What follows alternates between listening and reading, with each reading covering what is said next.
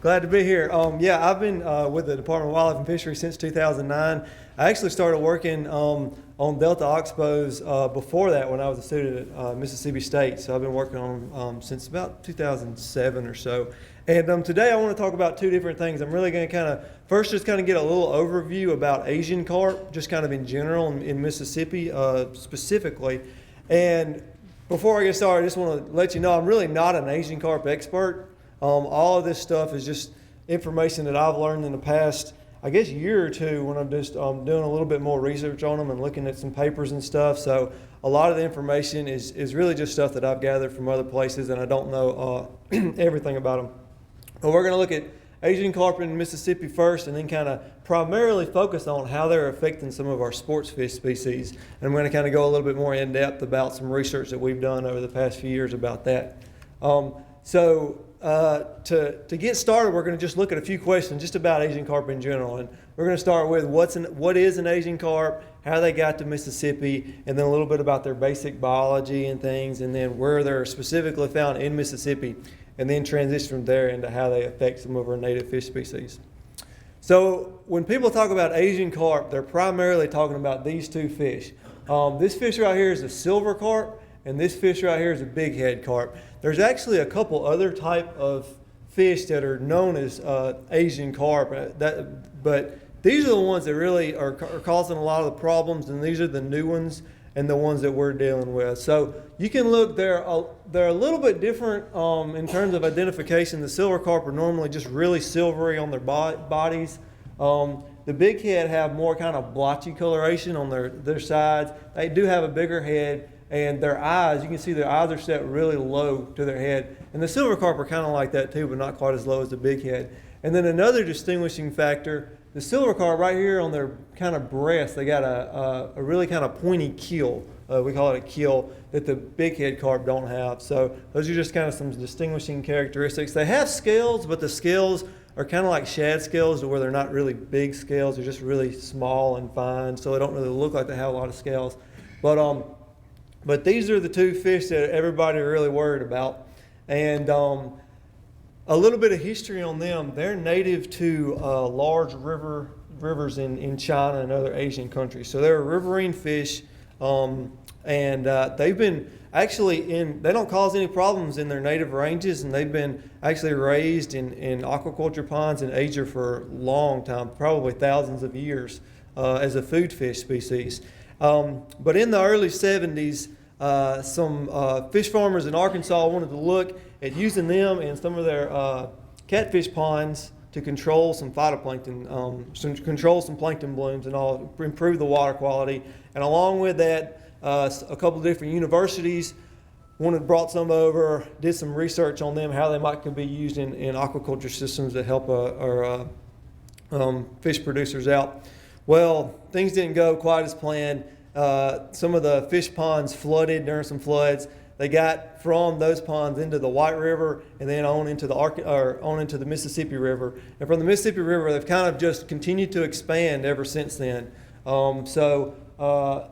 are now present in about 23 states. And these are a couple of maps of the locations that they're found in now. This is from earlier this year, and the map changes pretty frequently as they continue to expand. But you can see every place that's in red, every place that we found that we know that there are.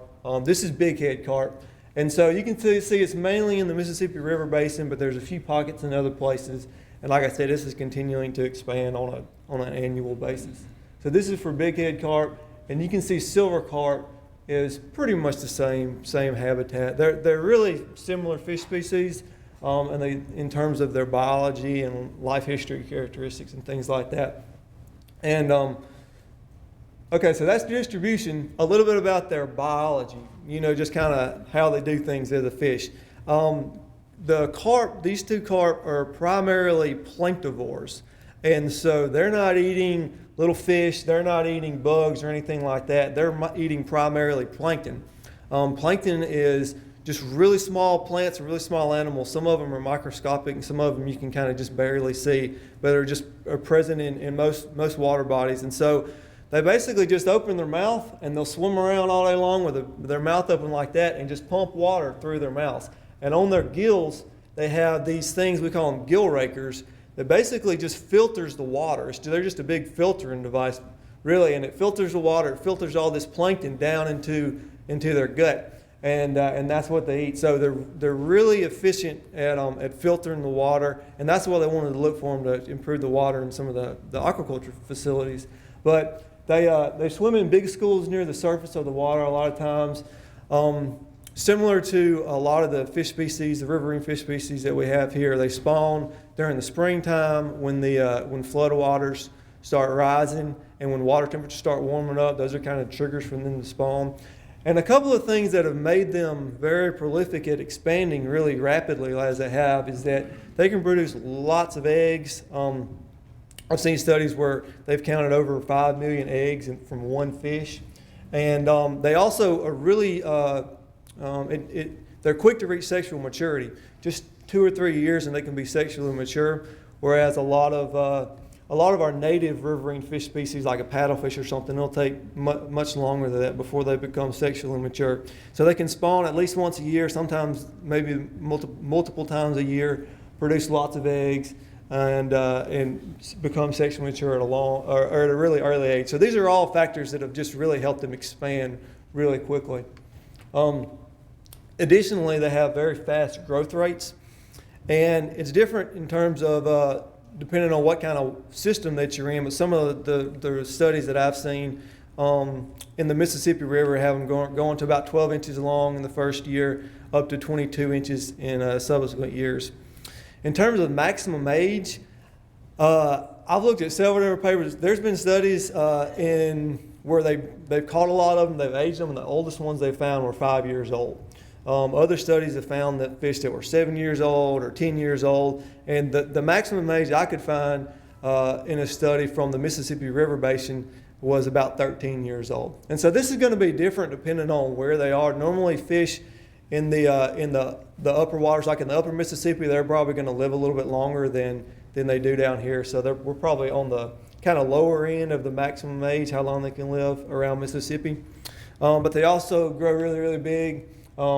Maximum weight, at least 90 pounds for silver carp. The big head carp get a little bigger and can get over 100 pounds. And we've caught some that are really, really big. This is one we caught that was just huge. And then also, interestingly enough, it's the silver carp are the ones that are jumping all the time. And the big head carp, they don't ever jump. So they can be in a system and be really prevalent in a system, but we really, you wouldn't know that unless you go out there and sample them. So the silver carp are the one that a lot of people are worried about just because they're the ones jumping and more just kind of visible fish species. Okay, so in Mississippi, this is where we know that there are silver carp right now. They're in the Mississippi River and they're in the entirety of the Yazoo River Basin, all the rivers, the Yazoo, Sunflower, Coldwater, Tallahatchie, all those river systems we know that they're in right now. And a lot of the oxbow lakes, most of the oxbow lakes really that they're in, the ones that are that have connected to a river. Normally, if an oxbow is separated from a river, if the river gets up, there's connections between the two. You'll have silver carp that can migrate into the oxbows, and so they're in most of our oxbows. They're also in the Big Black. We found some recently up here in the northeast portion of the state in the Pickwick Lake, and then down here in the Lower Pearl and Wolf River too. We haven't found any in any of our big flood control reservoirs yet. So Sardis, Grenada, Arca-Butler, Ross Barnett, they're not in any of those as far as we know. We know that they are in kind of the tailwater areas right below the dam, and but because of the dam, they haven't got in there yet. They're also not in the Pascagoula River Basin, and they're not in the Tin Tom Waterway right up here in northeast Mississippi. However, there's a connection from Pickwick to the Tin Tom, so we're fairly certain they're going to expand into the Tin Tom relatively soon. And honestly, I think probably eventually they'll be found throughout the state. They'll be in all the water bodies throughout the state. There's really not a whole lot we can do about it. We can try to stop their spread, but eventually they're probably going to be found everywhere. Okay, so how do they affect native fish species? I'm going to transition now and talk about about that. And actually last week, I was in Asheville, North Carolina, and was given a presentation at a meeting about some of the research that we've done. And so I'm going to kind of basically just go through again that talk and show some work that we've done since I started working really, looking specifically focusing on silver carp and their interaction with white crappie and largemouth bass, which are two of our main sports fish species in some of our oxbow lakes.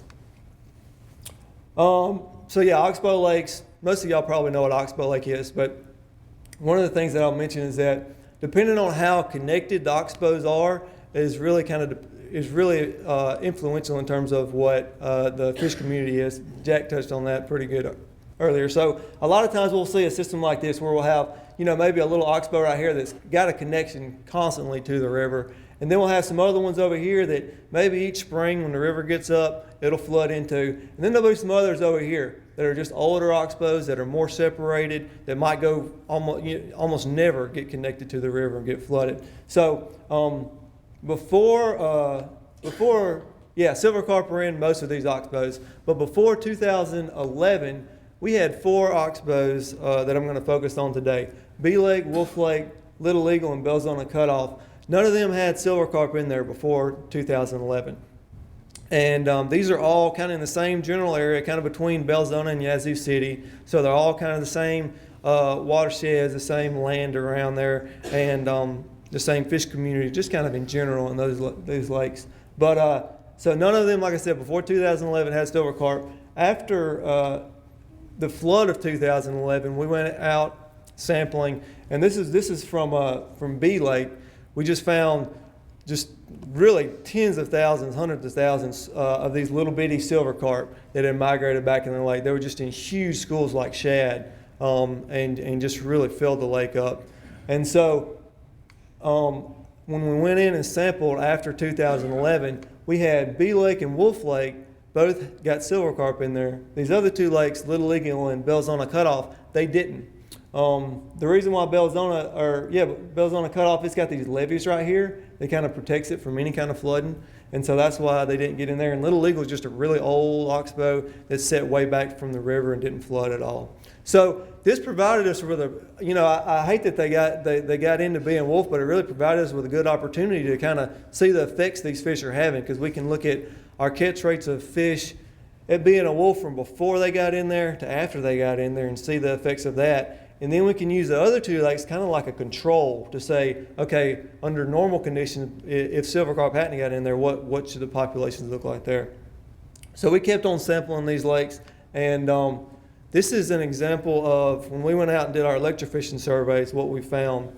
You can tell after the silver carp were introduced here, our catch rates of largemouth bass, of our brown species, and of crappie all just declined, almost like straight down, and they've stayed low since then. So that's pretty disheartening.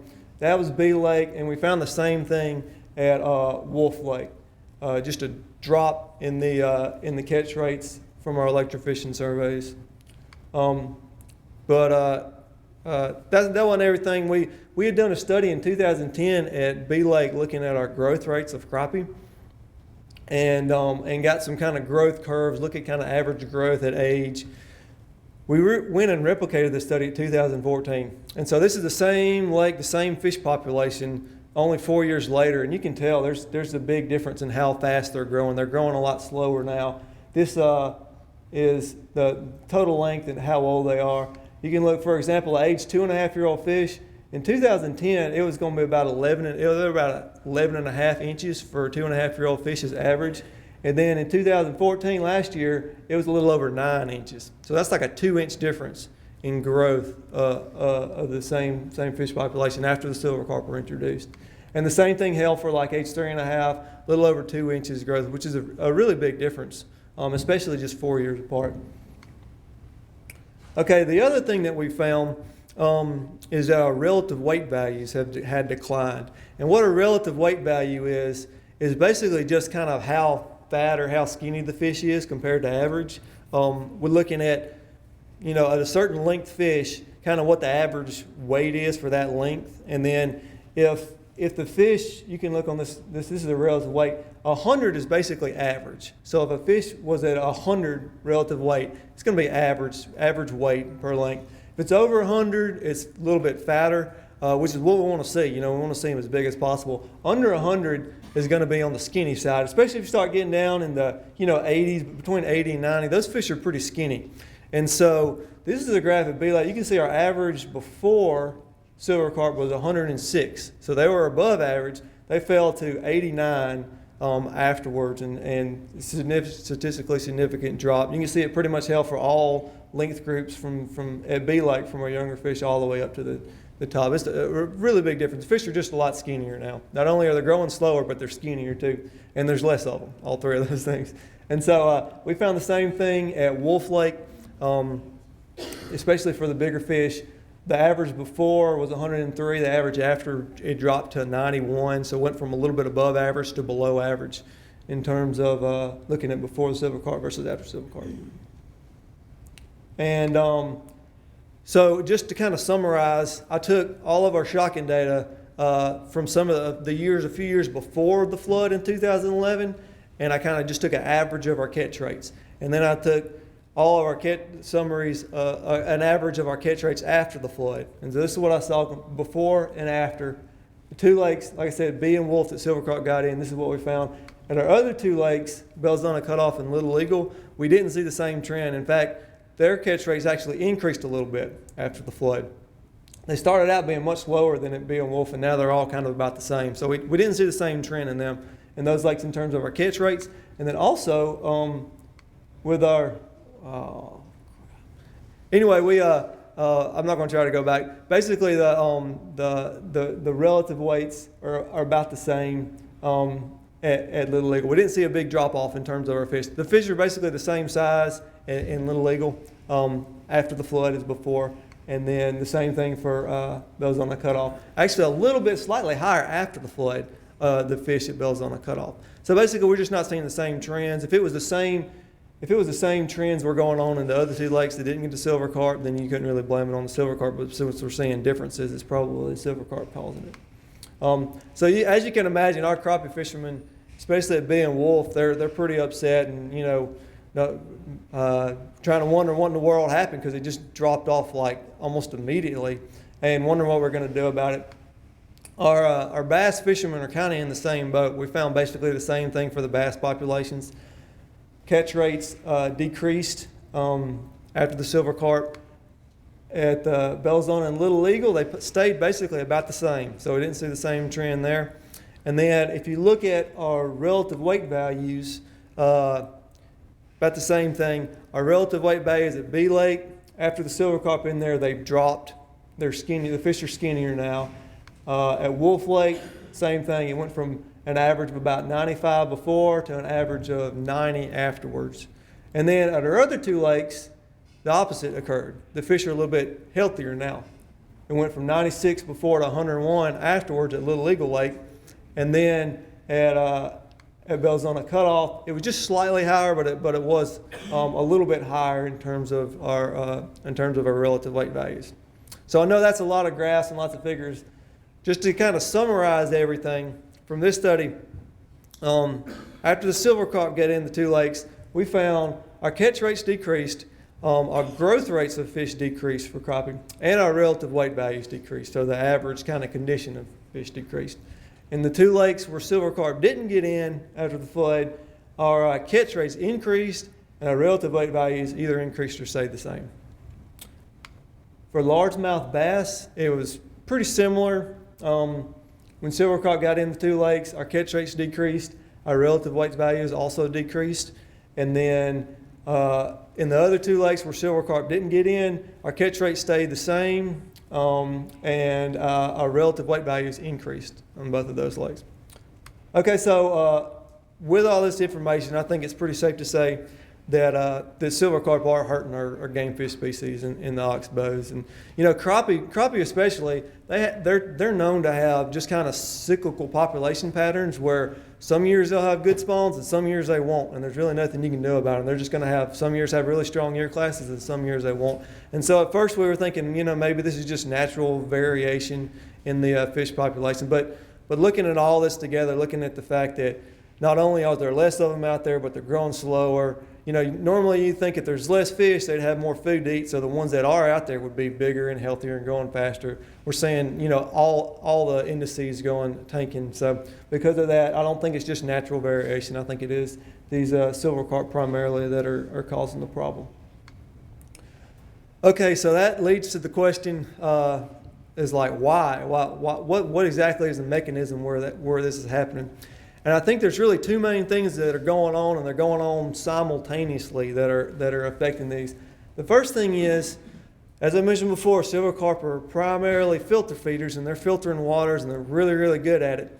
Well, when our bass and our crappie, and really most game fish species start out as juveniles, they also start out as planktivores. So when they're an inch long, 2 inches long, they're eating the same thing that the adult 60-pound silver carp is. And so you can see how there would be some competition there, how maybe these fish are decreasing our sports fish reproduction, sports fish recruitment.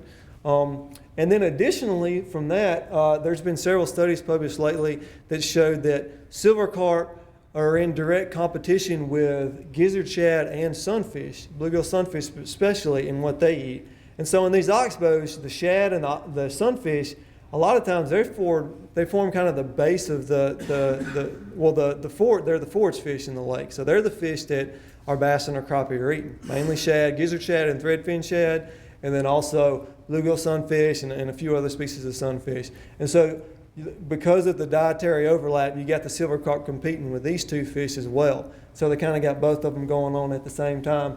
And we don't have any information really for gizzard shad to look at we don't really collect them when we sample, so I don't really know what their populations are doing. But we have seen our bluegill catch rates have decreased in these two lakes after the flood, and in the other two lakes they went up. So that's just, a little bit of maybe kind of proving that the silver carp are hurting the brim population as well. Okay, to end up, I want to just to show you, this is just kind of a pictorial representation of what I think is going on. So let's just say this is just a normal oxbow lake before there's any silver carp in there, and you got your adult bass species, right, bass population here, and you could plug in crappie for bass, pretty much. But you got your adult fish here. You've got your young bass over here that are growing up. They're recruiting into the fishery. They're every year, some of these younger ones are adding into the adult population. And then you also have your prey base down here, which, like I said, is primarily shad, primarily bluegill in these oxbow lakes. So these fish are feeding these big fish up here. These younger bass are recruiting and adding to these big fish. As these fish get old and die, or as people catch them out. Well, then you have a flood event. You have something else that goes on, and your silver carp are introduced into an oxbow lake. And once that happens, you have the silver carp doing two things. You have the silver carp competing with these younger bass, and so you're going to have yet less younger bass that survive. You're also going to have your silver carp going this way, and you're competing with your bluegill sunfish, competing with your shad, your prey base right there. And so eventually, once this happens, it leads to just less adult fish in the population, because there's going to be less coming in, there's going to be less for them to eat. You're going to have less adult fish in the population. So that's kind of what I think is going on in some of these oxbow lakes from the Asian carp get in there. So that's kind of the easy part. The hard part is, what in the world are we going to do about it? And I wish I had a good answer for you, but I really don't know of there's not a silver bullet of what we can do about it. And I mean, as far as I've known, nobody's come up with a good way to deal with them. Like I said, it's not just in Mississippi. It's the same problem wherever they go, and there's been a lot of research being done lately about trying to find the best way to mitigate against the effects of silver carp or Asian carp in the lakes. So for us, I know we're going to continue to sample these lakes, especially those four that I mentioned, every year, and just kind of track the trends and try to figure out exactly what's going on, more and more data, try to figure out how these fish are affecting the water body. And the good news is for wolf, especially if some of y'all fish those lakes or live around those lakes, we haven't found any silver carp reproduction in those lakes. So we still have some of the bigger fish, but they're not spawning and they're not reproducing. So I'm hoping that eventually this fish is just going to be like one cohort of fish that got in the lake, and they're going to die out. And once they die out, they're going to start getting back to normal. unless we have another huge flood like we did in 2011, and they might can gain more access to them. But that's good news for those two lakes especially. A lot of our other oxbow lakes, they're in there and they're going to stay in there. And so it's not just in Mississippi, like I said, it's a nationwide problem. And it's right now we don't have any specific, really easy solutions. Darren Hardesty, our commercial fishing biologist, he's going to talk to you in a little while later this afternoon about more stuff that MDWFP is doing and trying to do to manage these fisheries as much as we can. So I'm not going to really mention much about that, but that we are trying to figure out the best ways to deal with them. And this isn't something that's going away. This is something that's going to be around and probably going to become more of an issue as they expand, as they get into new areas of Mississippi. We're going to have to try to figure out what the best way to deal with them.